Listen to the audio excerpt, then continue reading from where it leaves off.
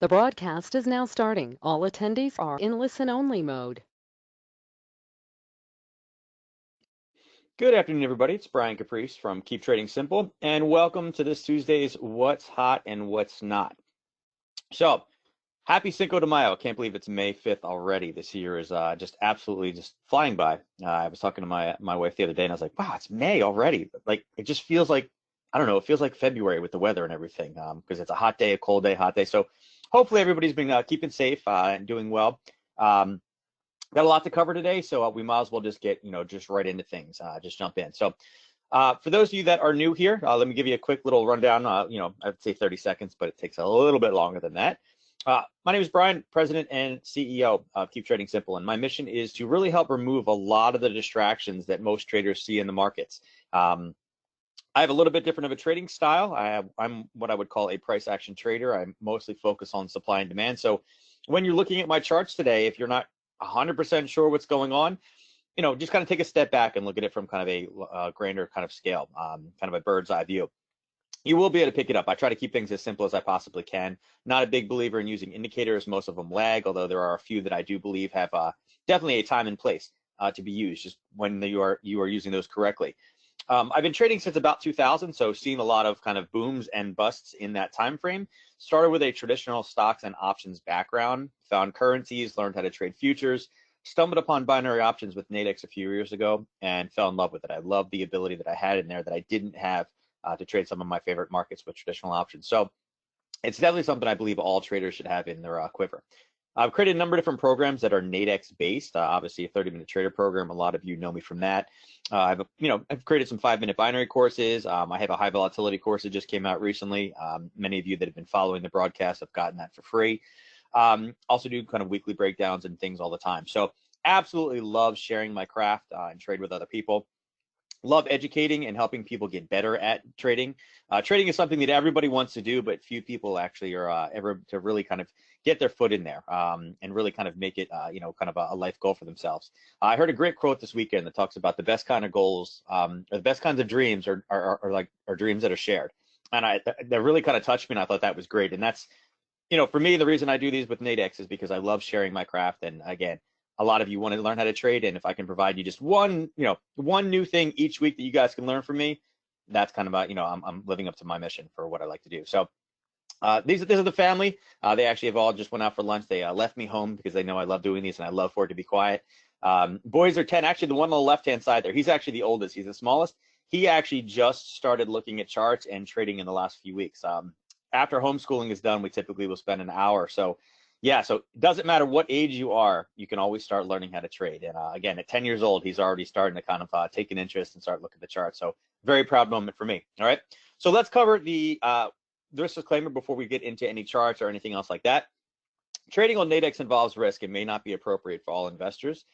Trading can be volatile and investors risk losing the cost of the transaction, including fees. Now, the information presented here is in this presentation is for information and education purposes only. It should not be considered an offer or solicitation to buy or sell any financial instrument on Nadex or elsewhere. Now, any trading decision that you make is solely your responsibility and at your own risk.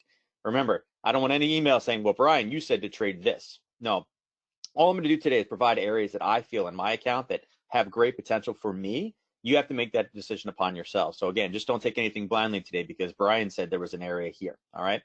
Make sure you understand what I'm talking about and be willing to accept that risk on your own, for your own part. Now, past performance is not necessarily indicative of future results. Nadex contracts are based on underlying asset classes, including Forex, stock index futures, and commodity futures. And we will actually cover all three of those realms today. Now, Nadex is a registered trademark of the IG Group. I actually need to change that to 2020. I just realized that just now, but that OCD is kicking in.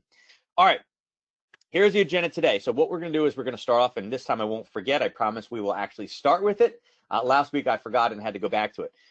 We're going to talk about the upcoming news events this week. I absolutely, without a doubt, I love news trading. News trading, for me, if you guys don't know my trading style, I'm a big believer that news does not matter in the slightest bit whatsoever. The market's going to do what the market's going to do. It doesn't matter what the news is. But this is why I love it. It acts as a catalyst to move price where I believe it's going to go to faster. So that's why I love it. So a lot of people tell you don't trade around news. I I say the exact opposite. Trade around news. It's absolutely amazing, and it pairs up with Nadex wonderfully. So we're going to cover news releases for the rest of the week that you need to look at. Then we're going to dive in and look at the indices. We're going to look at three. We're going to look at NQ. We're going to look at ES, and we're going to look at YM. Basically, the Nasdaq, the S&P 500, and the Dow. Okay. And then we'll go into Forex and cover the 8 pairs that Nadex covers. Just briefly, again, we want to see kind of what we have going this week. A lot of people that are new to trading aren't necessarily doing this a full-time job, and unfortunately, they're working during some of the best hours, but they can trade currencies 24 hours a day pretty reliably. So I want to make sure that we cover that. And then lastly, we'll go into commodities. We'll talk about gold. I'll mention silver. And then I will talk about oil. Now, oil, I'm going to use a little bit different of a charting. We'll go over the daily effects and kind of pull those, pull some charts from there that are coming from TradingView. So they will look a little bit different. Just keep, that under, keep that in mind. All right. So first things first, let's go into news. Now, I'm going to pull up my typical news site that I use. A lot of you have seen it, use it, Forex Factory. You can use daily effects as well. I just have this one up here and I'm logged in, and I want to start off with the scanner. Okay. Scanner wise, yesterday, now, Mondays have been weird. I don't know if you guys have been following the Mondays. The markets, since we've been on this, kind of social distancing, the markets have not been huge fans of Mondays either. I don't know if it's the coffee the market is using or what. Yesterday, the markets were quite flat, at least in the currency markets. Today, much better movement over the last 24 hours. And I'm using this 24-hour pip change as a gauge of volatility. And again, there's reasons why, you're seeing the dollar yen move just a little bit, and the dollar Swiss is definitely kind of on a tear this morning. Also looking at the European contagion over here, you're seeing the euro dollar down, you're seeing the pound, the euro pound down 68, but then you're seeing the pound yen's only moved 9 in 24 hours. That typically moves about 110 to 130 a day. So what's going on? And again, this leads back to what we see in news. So today, actually, there's quite a bit of news that came out today, and a lot of this movement in the euro you're seeing from this German Constitutional Court ruling. You're seeing some CAD movement here because of this trade balance. ISM manufacturing, the PMI numbers were actually better than expected in the U.S. So it's not all gloom and doom in the markets. That's always great to see. And then tonight we have some New Zealand data, but Nadex doesn't, deal with the New Zealand currency. So, not really going to cover that one. Going into tomorrow. Okay, tomorrow is a big day, and I can actually, let me go back to this so you can see it. All kinds of stuff. Now, we typically only care about the red data. And again, the beginning of the month, so we have this non-ADP, the ADP non-farm employment change numbers. We have European data coming in. We also have crude oil, and oil has been absolutely crazy, going from negative numbers up to where we are right now into the 20s. That's an important number to look at, and they haven't given us a forecast yet for this week, but previously some of these forecast numbers have been absolutely huge, and if you're not trading oil, you're missing the boat. There's just been so many trading opportunities, and particularly, and again, I'm going to give a bunch of my students a shout out today. My students have been absolutely all over the now recently named knockouts, not touch brackets anymore. They are now officially knockouts. They've been trading this a lot over here with knockouts. Okay, so again, if you're not looking at crude oil, you're not familiar or you're not comfortable with crude oil, Wednesdays we have oil every single week at 10:30. Obviously, if there's a holiday or something, it gets bumped back to Thursday, but great opportunity over there. And I'll actually cover that today. We'll talk about that a bit. Let me shrink this back down again because that's the only news that's not marked. But for the rest of the day, you guys can see, again, it's all going to be late night. We have early U.S. data. At night, we have Aussie data, which, again, if you are brand new to currencies, right? If you are brand new to currencies, great place to get started. Night news, right? Night news, all right? And the rest of that is just Chinese news. And again, that won't really affect too much. Now, going into the 7th on Thursday, a lot of early morning news. If you are a West Coaster, if this is only 11 p.m. for you, there's a lot of news coming from the pound. Now, again, you may not be a currencies trader, but there's a lot of opportunities. And your strategy, whatever it is you're trading, I love when people are like, I'm a stock trader, I don't care about currencies. Really, well, how does the chart look different? The answer is it doesn't. The charts are exactly the same. If you have a strategy that works in the stock market, it will also work in the Forex market. If it doesn't, it's not a very good strategy. It's probably not something that long-term will be viable anyway. Okay, a chart is a chart is a chart.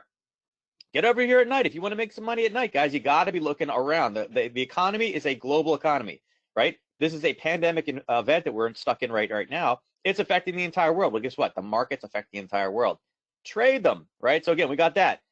8:30 tomorrow on Thursday morning, unemployment's claim. Now, this number has been huge. Look at this, right? Huge, huge, huge numbers making those first claims, right?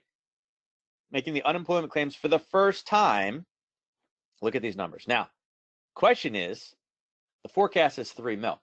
Are we going to be above or are we going to be below the 3 mil this week?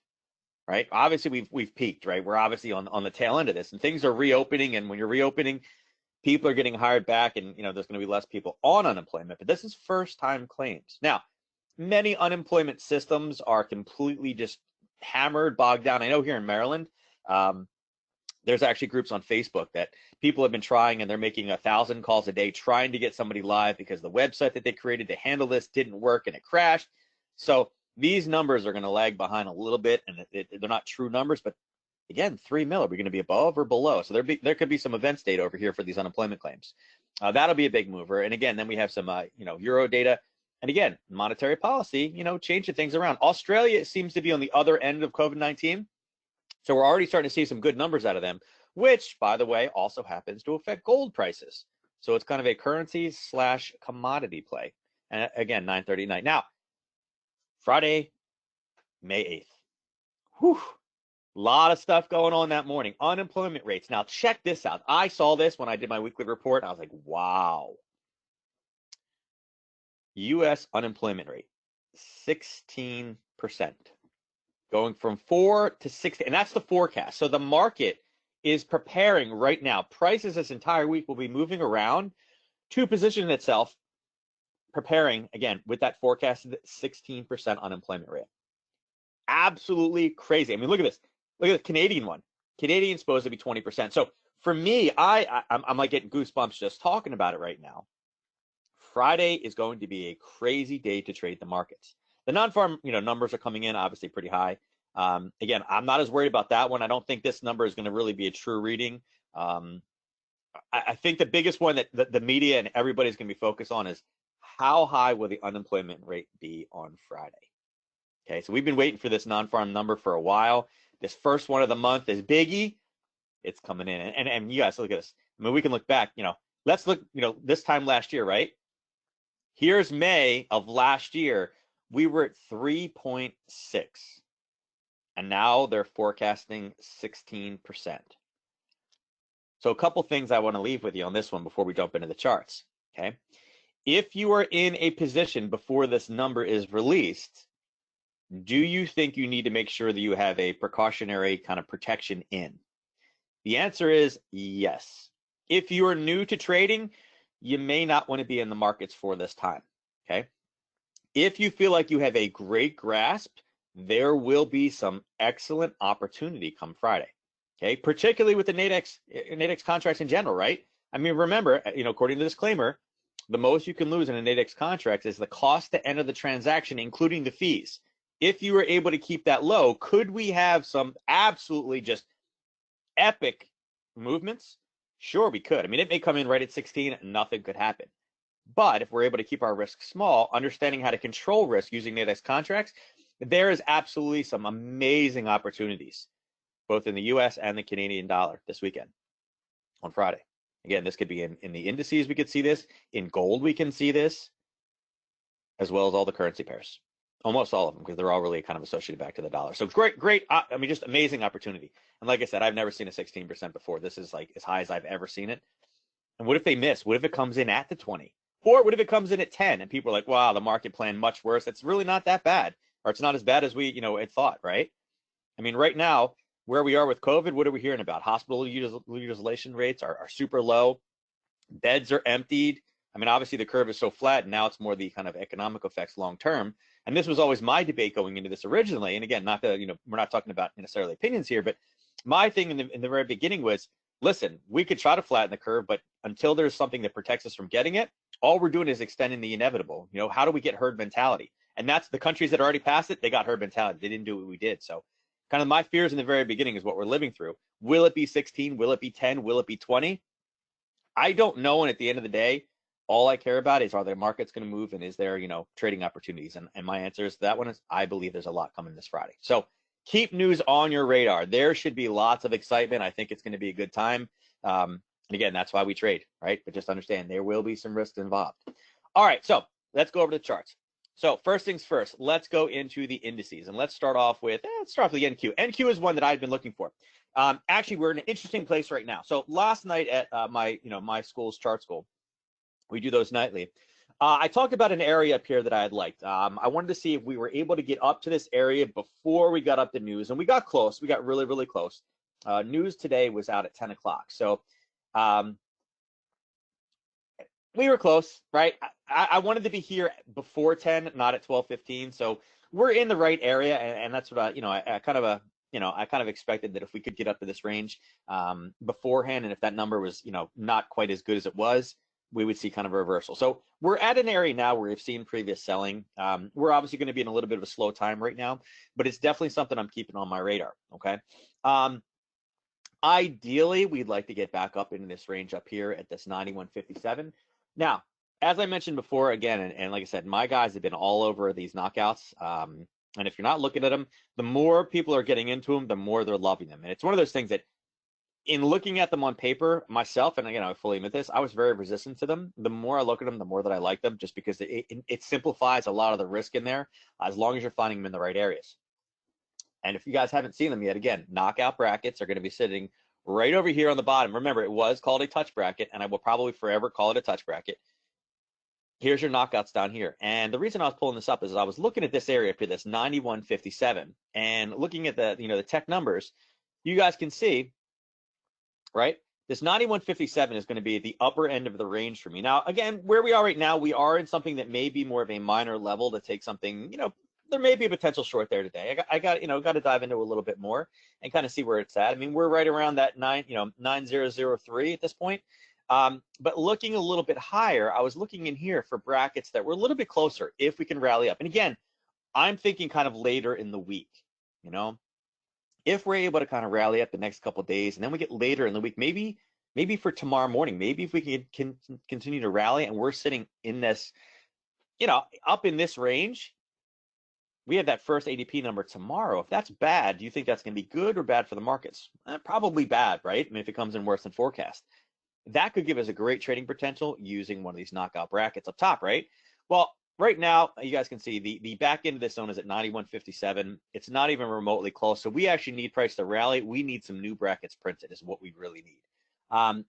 Price right now, you guys can see the indicative is right over here at 89.91. A little bit different than what I have on the ECN data, but 89.91. And again, my charts, guys, just so you guys understand, are based off of ECN data. So it's correct for currencies. It's going to be off by a little bit, but you guys are still able to kind of see where they are on the charts. Don't forget, you can always pull, any of my numbers need to be reconfirmed with your individual platform. And as I said, we're off by about 7 right now on these two. So what I would recommend is obviously pull up charting. You can pull up the charting here. And my chart, I was using an hourly.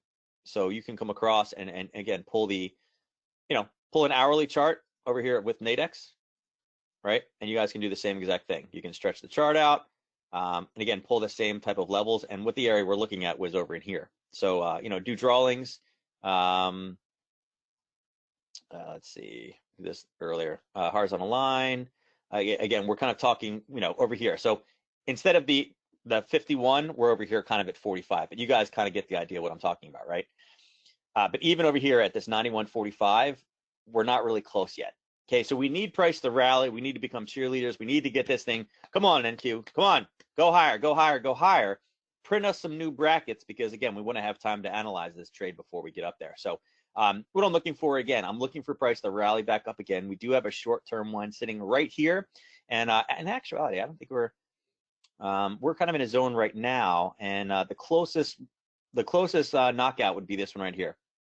The 90.16. So which actually would be sitting, let's see, it may actually be right there. Get another line in there.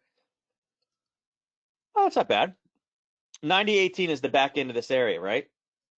Yeah, not 1917 or 90.17 right there. So there actually is, where we are in this zone, we actually do have a knockout bracket that is actually kind of in not a bad position for some type of a short if you believe this is going to be a turning point. Now, based off of this level, the last time price was here, it did turn. It did have a very explosive move off, and that would have been last Friday. So it's not really a horrible area.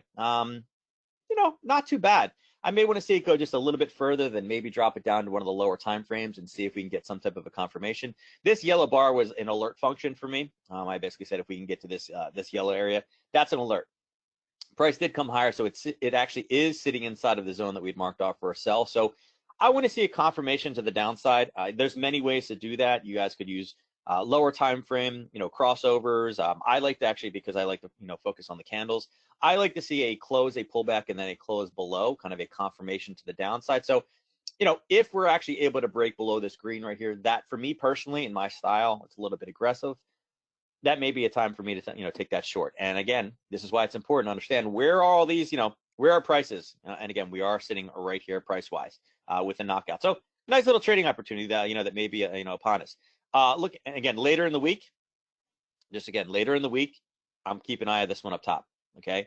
Now again, make sure you match it up to yours frame. We talked about before. It's a little bit different. They're about 7 off. So right around that 91.45 is where it looks like the beginning of that zone starts in. Based off of Nadex data. All right. So again, that's the difference between ECN and I'm primarily a currency trader. That's why I had this platform up and not something else. So S&P. So S&P, I'm really waiting for it to come back up into this zone. And again, match your prices. But you guys can see last time price had popped up, it hit a small level of basing, and then just again launch itself to the downside. So in my data, right, where I would be trading this is more of a CFD on kind of the futures market. I'm looking for some type of reversal up in this range. Now, I like this one. I think this one has enough movement. You guys can see it. Actually, let me put it over here. Based off of where we currently are, where the last pullback happened, this is what I need for at least a 1 to 3 to determine in my own personal trading if it's a good setup. As long as we don't start basing right here, I'm okay with this short. And again, it's up in this. It's going to be off slightly. Remember that right now it's saying it's 29.08. The indicative value right now for the S&P is sitting at 28.88. So you can see it's off slightly, and this one's it's a bit more. And again, you got to be associated with the platform you're on, but you guys can see where this kind of popping piece is. I also think that's probably not a horrible area. I like the way it popped down. I like the fact that it was unable to fill that gap. We've now crossed over that gap on the 30-minute, so this could be a good level. Now, later in the week, other areas that I'm looking for are also much higher on the curve. We need to kind of rally back up again, bring us up into this range. You guys can see that these are marked off, and actually I think that was done on 4 hours. Yeah, it's based off of a 4-hour level. So there are actually 2 entries. There's this white zone up here, and you guys will be able to see this candle, and this candle happened on March 6th. This is a gap that we've been waiting for a while. Price has already touched it once and launched itself back to the downside. So I'm kind of looking for something in that same level. And you guys can see that my KTS indicator is showing us there's a sell range there as well. So either of those, but up inside of this range, right? Kind of up in, again, we got to match with the Nadex data, but anywhere from this 29.50 up into this 29 kind of 90-ish range. If we can grab a touch bracket there later in the week, if we're able to continue rallying, could be not a bad little touch bracket. And again, it would be probably, or they're one of the broken ones, the new ones printed, maybe a KO 21 or KO 22 when it's actually printed. But maybe, like I said, it's about 20 off. So maybe this guy, maybe the 20. But I really think it'd be the KO 21 when we break it to the top side. It is what we'd be looking for. Okay. So it's kind of the same idea, same setup in both those two. Looking at the Dow's got a lot of stuff going on right now. Okay, so I had a couple areas marked off last night. You can see that this one actually came up at about 11, and it just absolutely, actually, it hit at about 5 o'clock this morning. You can see it just completely collapsed away, cranked 2 different profit levels out. Now we pushed back up to a second profit level in this one. So let me delete some of this to make it a little easier for you to see. I'm not going to be able to grab this one. Yeah, I'll delete that. Pull that one off. All right, so we are at a second level that I mentioned. This one is very similar to the NQ in the fact that we are currently sitting in an area of supply where we typically see sellers. Now, this one is also having a little bit of an issue punching through. Couple areas I marked off as well. Later in the week with 2 different big ADP numbers, I also think this zone here on the other side of the gap, is going to be important, okay? I really like, again, how this pushed up and really launched it away and then ended the week, and we've been unable to get back up there. So that's another big area. Let me shrink this just a little bit. Actually, I'll just move this one. Okay, that'll be approximately up in this range, back up in that 24,331. That's kind of where I'd be looking at, up in that range, looking for a touch bracket, maybe even looking for a binary, depending on what day we get up there and how close and really what it looks like. Maybe an out of the money binary would make sense. Again, I can't look at it now because we're not up there. We're not really going to get anything. The one advantage of the touch brackets is obviously due to time that we get a little bit extra space. But we're talking here. I'll you know what? I'll just get the actual number for you. Let's see. Drawings, horizontal. Kind of up in this range. I'm not on the same chart. I was on a 30-minute before. Let's see. Whoops. There we go. I wanted interval, 30-minute. There we go. That's what I'm looking for. Drawings, horizontal. I think that level's fine. Probably there. Maybe there. Whoops. Maybe this level, because that's the one that's actually, when price came up to here, it based and then dropped. So approximately starting around 24,284 is where we'd be looking. You guys can see those numbers there. So right now it looks like we need to stay within 392. So actually there's this KO19 is close to the top side of that zone. That could be what we're looking for right now. See this one, 24,390. There is a 24,392, which is just slightly beyond where the end of the zone is. So that one could be looking, an interesting one. If you guys know how to, again, I typically use multiple different platforms. Set yourself an alert, or again, know when the news releases are going to be by using Daily FX or Forex Factory. Know when that is, get yourself in. Again, make sure whatever it costs you to get into this position will be the maximum risk you can take on that trade. So, or that will be the maximum loss that you could take on the trade. So that's kind of handy if we can get pretty close to that ceiling. And that's actually not a horrible number right there. So good zone, mark that off. And again, that would be this zone, but obviously using the correct numbers based off of what Nadex indicative value is. Okay. All right. So those are the three indices. It looks like we got a couple different short opportunities with big numbers this week. Big news releases. Again, seeing that 16%, that's a big number. There could be some big potential here. So just keep that in mind. So let's go through the currency pairs. We'll do this a little bit quicker. My data I know is fine for these, and typically Nadex is very, very close. All right. So Aussie. Aussie, last week we marked off an area up top. We had talked about this before multiple times. We had set a zone up here. We ended up hitting it, and it collapsed pretty well. So it also dropped back down on a daily basis. You guys can see 1, 2, 3, 4, 5. We were sitting over here. We talked about this short last week. It did come up and went all the way back down again to another level that we had marked off. So on the lower time frame right now, really, I'm kind of keeping in mind this upper section that we marked off, these two teal lines, kind of blocking off this zone. And again, this is a larger time frame zone, so it looks much, much larger. But for me right now, we had nice movement, nice testing off of this zone, okay? We also had a similar situation up top. So we're kind of in no man's land right now. There's really not a whole lot. Looking at price action in here, there's really not a lot that tells me, hey, there's a lot of buyers sitting there, or there's a lot of sellers sitting there. So I'm really kind of waiting for this one to come up and down. There's some kind of smaller time frame. On the 30-minute, you can see there's been a couple pops. There's a level of basing here, and it dropped, and it's not horrible. And there's a little bit of a basing over here, and a little bit of an aggressive zone here. But for the most part, even on the lower time frame, we really need to get up or down, right?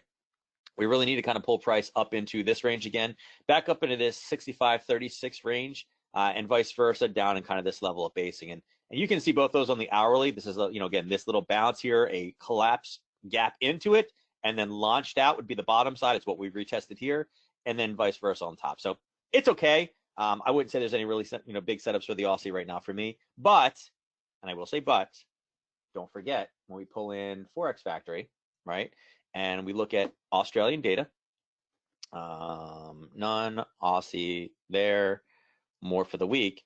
Again, 9:30 tonight, or obviously or this morning, 9:30 tomorrow night, 9:30 on Thursday, and then we're clean for the week. So there's two big trading opportunities later on this week for just the Aussie, okay? Or again, this is the Aussie dollar, so any of the big US releases, kind of the same thing, right? Kind of the same idea. Scanner, Aussie off, pull dollar on, bam. All these also have the potential. So what do we got? Wednesday, this could be a big mover in this pair. Unemployment claims on Thursday, big mover in this pair. Friday, non-farm, 16%, big movers all in this pair. And remember, this is a pair associated with gold. Okay. Now going to Aussie yen. Aussie yen's had some smaller time frame stuff. Last night in chart school, I marked off his zone. Talked about how it was probably the aggressive of the two. We ended up taking a nice bounce off of it this morning. This one would have met as well as far as our 3-to-1 risk to reward ratio. Couple ways you can play that one. And again, if you guys are unfamiliar with currencies or kind of smaller intraday movements, for my goal is always to make sure I have at least a 1-to-3 risk to reward ratio, a target that I can move. There's a couple ways that I do that. I get a lot of questions about that. How do I determine that it can move that far? Like I can draw 1-to-3s, 1-to-5s, 1-to-10s. How do I know? There's a couple different ways. We actually remember that education event that I mentioned, that 2-day education summit that Nadex is hosting.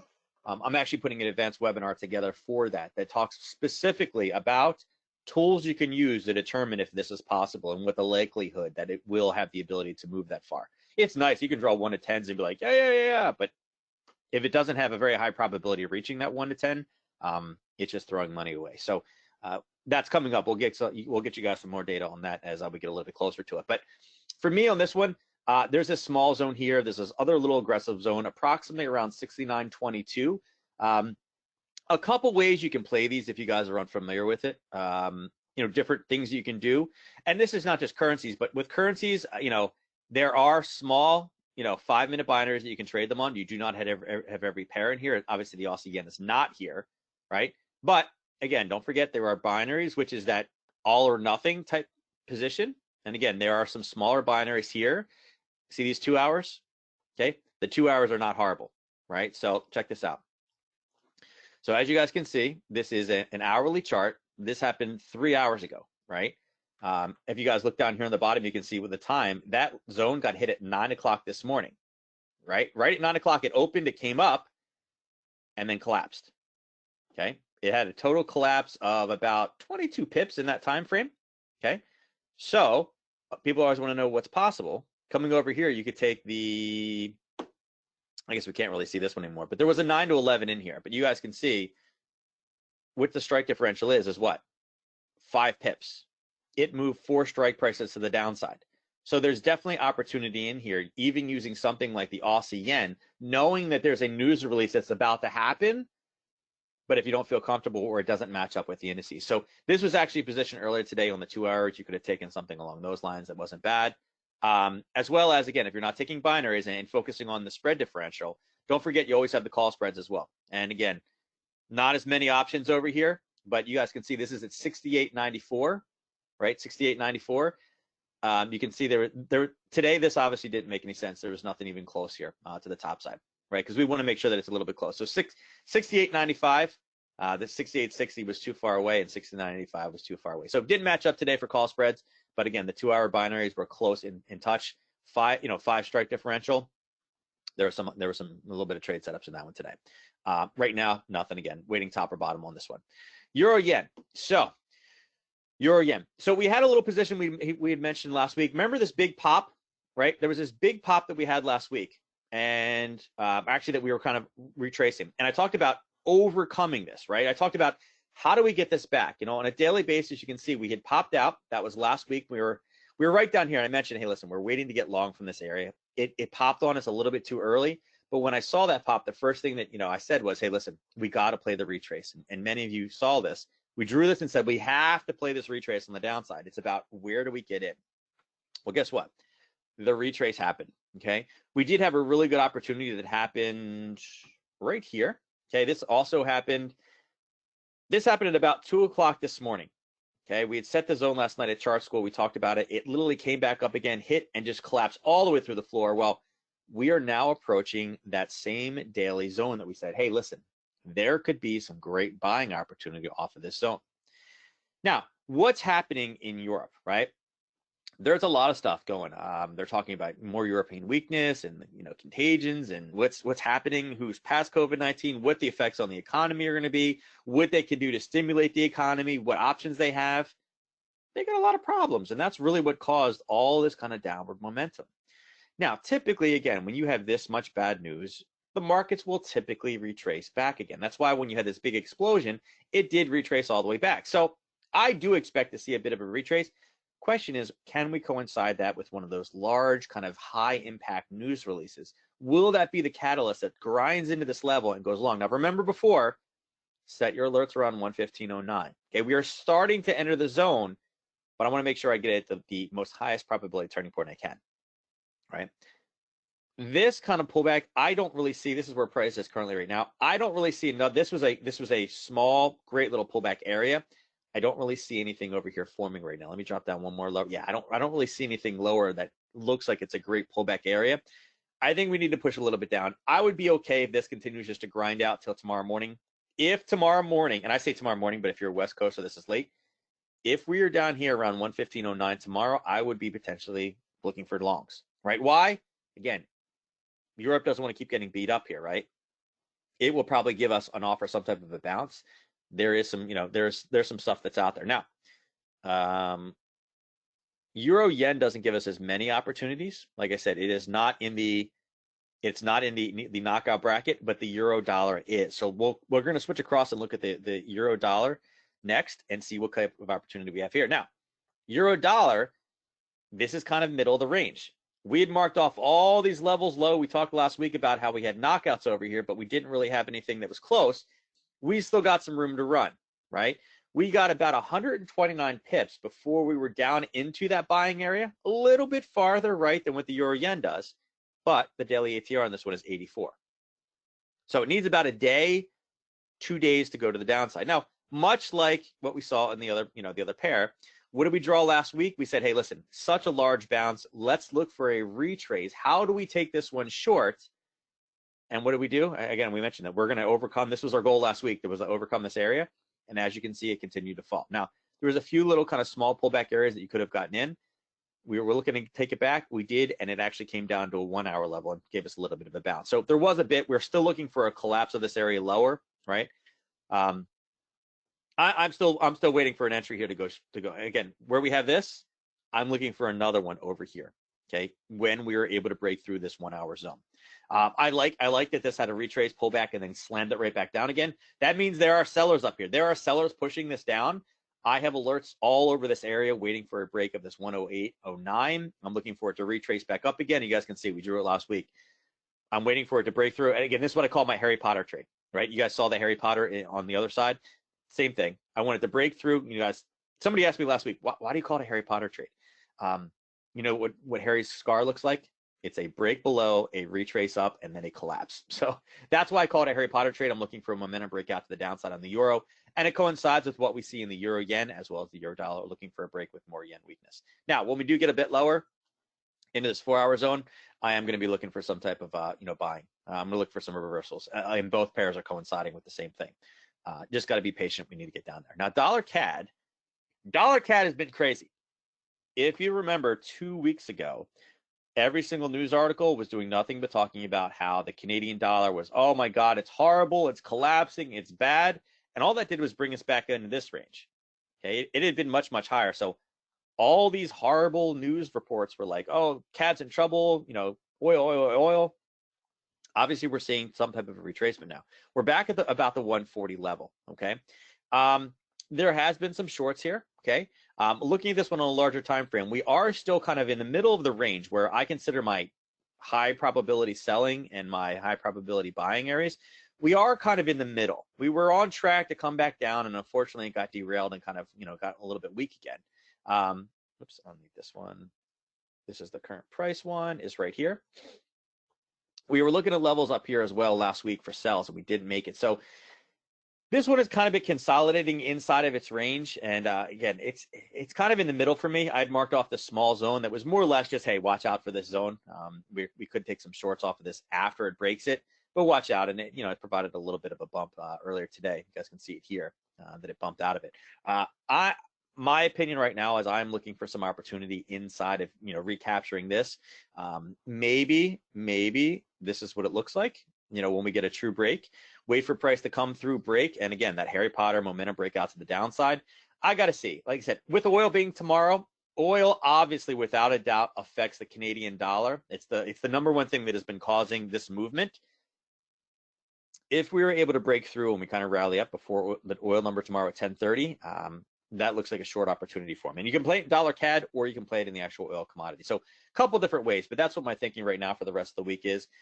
Seeing this continue to push to the downside, a bit of dollar weakness. Again, CAD strength because of oil rallying again, oil getting higher, but the supply numbers tomorrow could derail that. That's about the only thing that, the only big risk that we're looking out for, okay?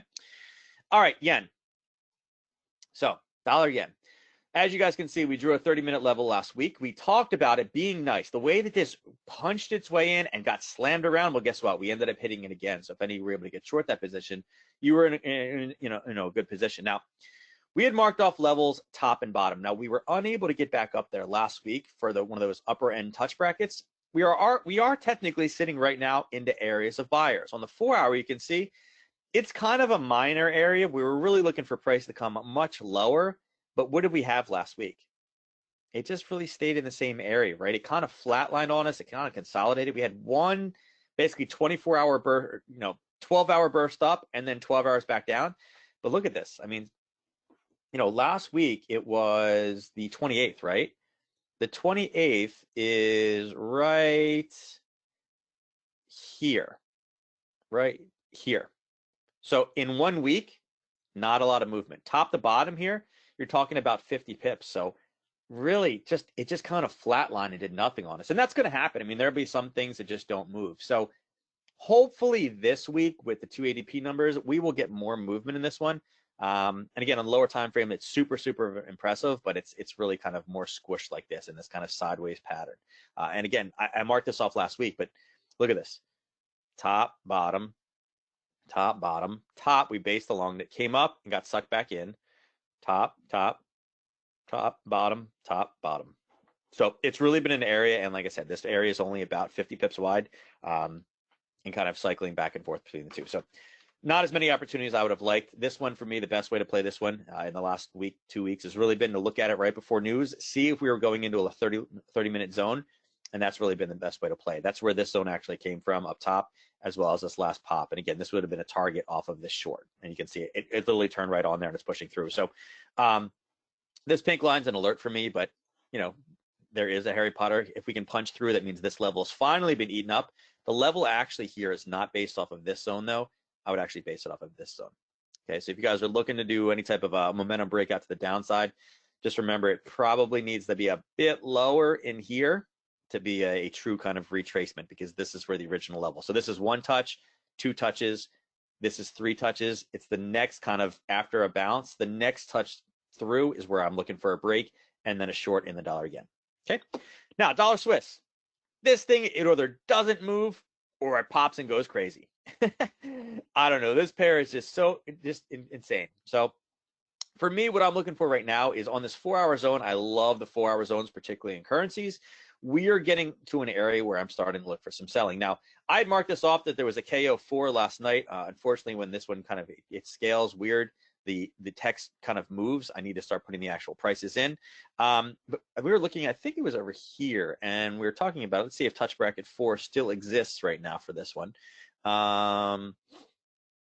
No, touch bracket 4 got popped. So we were looking for touch bracket 4 to print on the low side. And we basically said if price was able to push back down, touch bracket 4 made sense, but it was close to being on the upper end, and it got stopped out. So touch bracket 4, knockout bracket 4 is gone on this one. So, what I'd be looking for here is the next area where we have a lot of sellers. Obviously price, when it was here, it pushed down, it came up, it touched it and got forced away.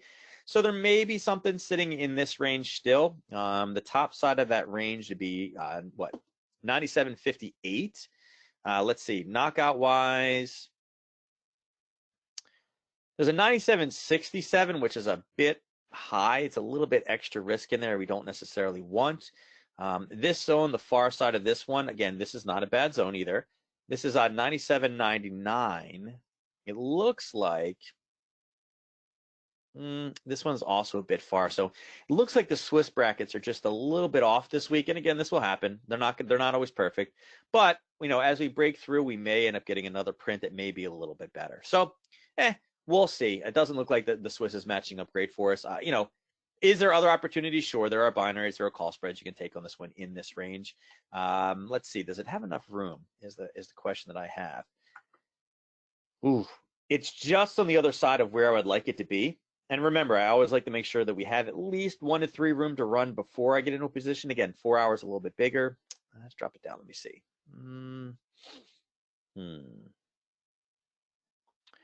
Based off this lower time frame, yes, we're probably okay if we can get up into that range. So there may be something. Swiss is another one of those pairs. If we can get up there, so Swiss is a little bit different. Swiss is kind of a geopolitical based pair, but the president typically speaks around 5. If he does a 5:30, 6 o'clock speech and we are up in this area, there may actually be some opportunity for a short later in the day.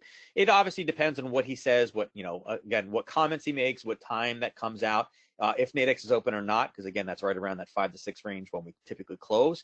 There may be some opportunities, so put this on your radar for later. If not, I think the next area to look for would be this level up here, and on the upper time frame, this 98.54. So 97, 87, 98.54 would be looking at. We're not bad. All right, so let's look at gold. Gold, look at this. Gold is so ugly right now. Look at this sideways movement. For me, I'm kind of in a holding pattern. I talked to my guys when we were mentioning last night. Last night we were sitting right about here, okay, right in this area. Gold has spiked up a little bit, pushed down a little bit, but it actually hasn't moved since this evening or last evening. I'm still kind of holding for this 1717 and the 1662 range. And again, they've actually really been all over the touch brackets as well on this one. And this is one that I was kind of focusing on as well. So looking down here, the 1662, there is actually this 1667, right?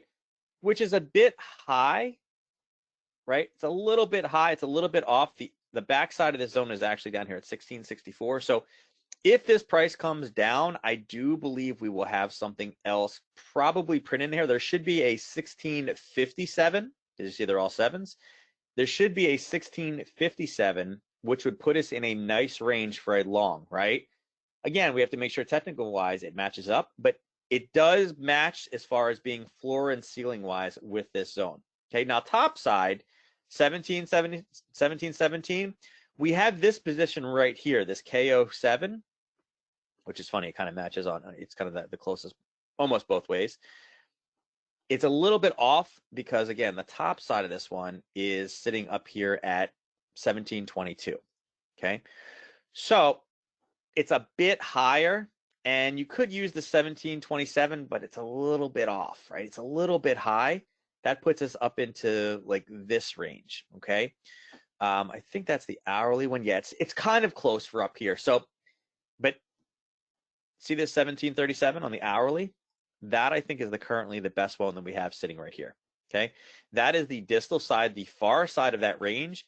This one right here looks good, okay? Now, this is how I'm setting this one up. Let me move this at the beginning of this range so you guys can see it here. Here and here, right? Top and bottom. Nope, not that one. This one. So you guys can see it right here. 1737 is the upper end of this touch bracket. Now, I don't know that it's coming up this high, but what I'm preparing for is if it does, I am going to start looking for short opportunities. Why? It's high on the curve for me. Last time price was here, it pushed it back down again. It could absolutely get nowhere close. It could go straight down, and that's why we need to wait till price gets a little bit closer, all right?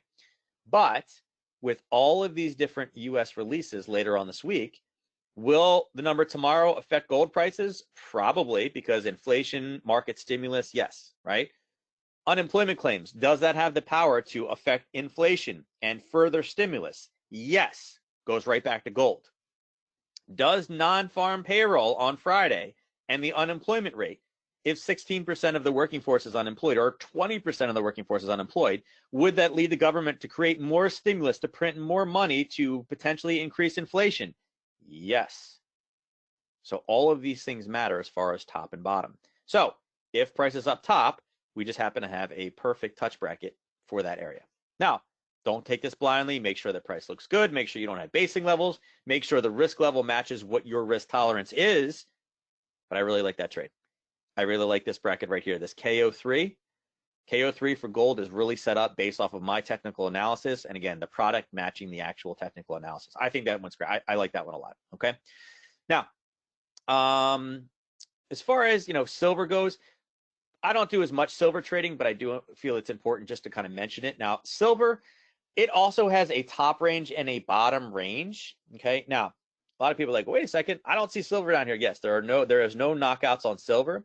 And when you're looking at the commodity binaries, you'll see that silver is here, as well as the call spreads, you have silver. So you can trade silver. I don't actually trade it as much, but technical analysis is technical analysis. You can see that silver has been very, very sideways based. Even on a daily basis, it's been kind of grinding back down. And we mentioned that before, that of the two, we were more bearish silver. But look at this 4 hour. It really has not done much. It's really kind of been stuck, and it's more flat. On the lower time frames, I can make it look really, really impressive by stretching the chart out.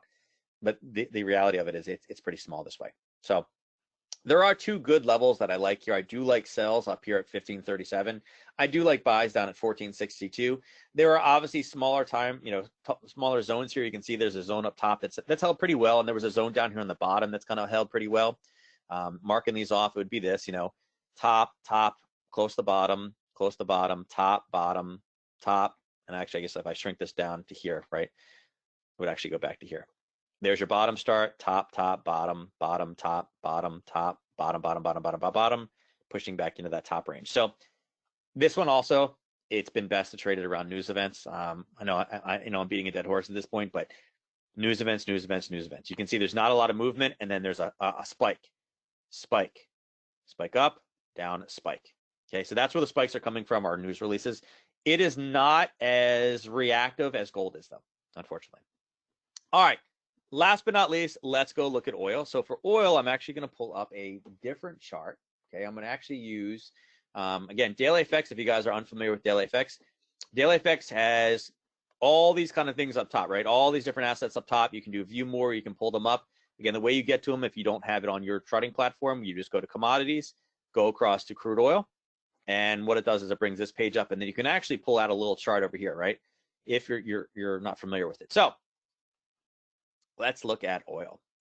Okay, here's oil in the daily. You guys can see we came down here, we were at negative numbers, and again, this was that May contract. I explained that a few weeks ago.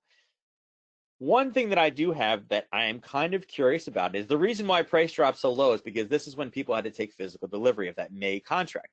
Trading had already jumped over the June contract, but this was based off the actual deliverable.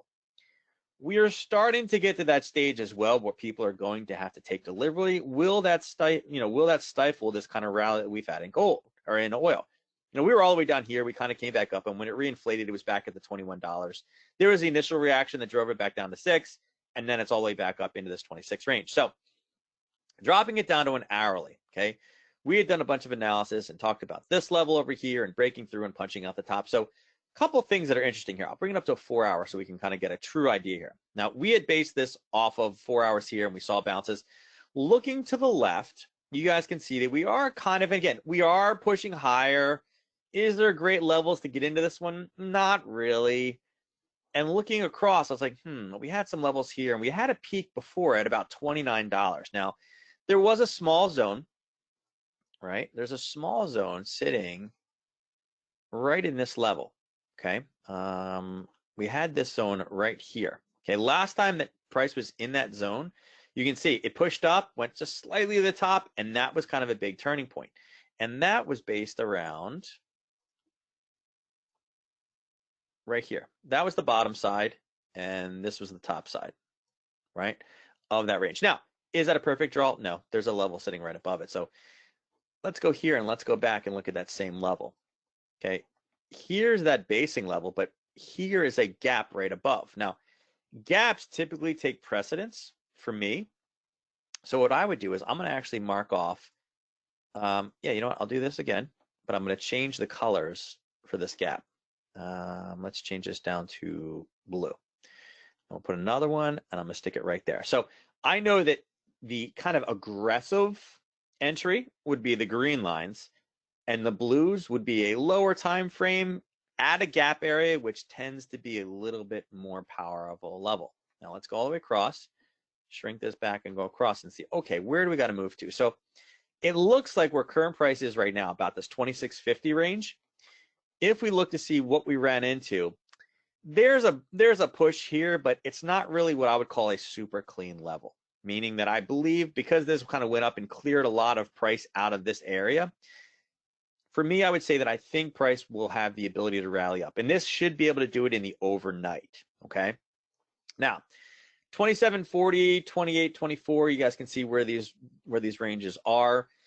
One kind of theory of why price is continuing to rally today. I mean, the news is obviously better this morning for the US, but with price pushing higher, typically the market will move price higher to sell it for more inside of a short. So it looks like it's starting to prepare for a short position tomorrow, but I got to see what it does for the rest of the day. If it turns right now and flips back down again, you will have to see, but you got to keep either of these two areas on a radar. Now, looking at where contracts are placed right now, where the heck did I hide it?